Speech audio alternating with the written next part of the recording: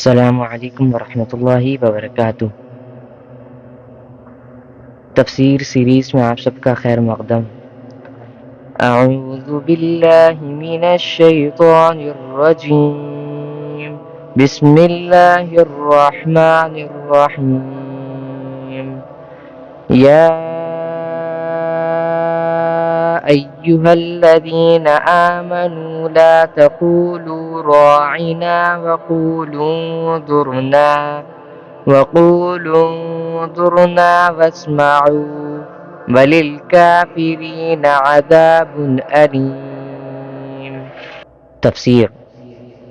مدینہ میں رہنے والے بعض یہودیوں کی ایک شرارت یہ تھی کہ وہ جب حضور اکرم صلی اللہ علیہ وسلم سے ملتے تو آپ سے کہتے تھے راعینا۔ عربی میں اس کے معنی یہ ہے کہ ہماری رعایت فرمائیے۔ اس لحاظ سے یہ لفظ ٹھیک تھا اور اس میں گستاخی کے کوئی معنی نہیں تھے، لیکن عبرانی زبان میں جو یہودیوں کی مذہبی زبان تھی اس سے ملتا جلتا ایک لفظ بددعا اور گالی کے طور پر استعمال ہوتا تھا۔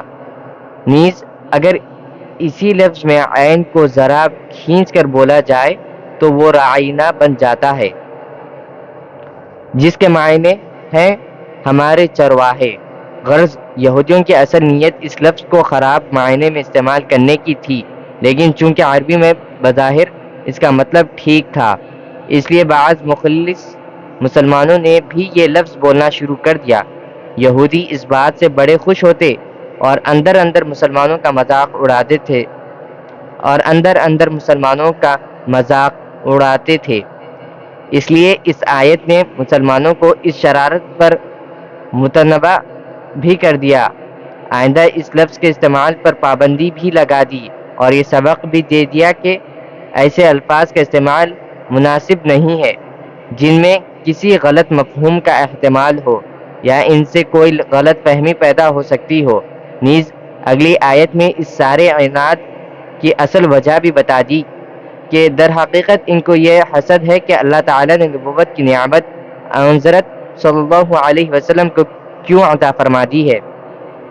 راعینا کے بجائے انظرنا کا لفظ سکھایا کیونکہ اس کے معنی ہے ہم پر شفقت کی نظر فرمائے، اس میں کسی اور معنی کا احتمال نہیں۔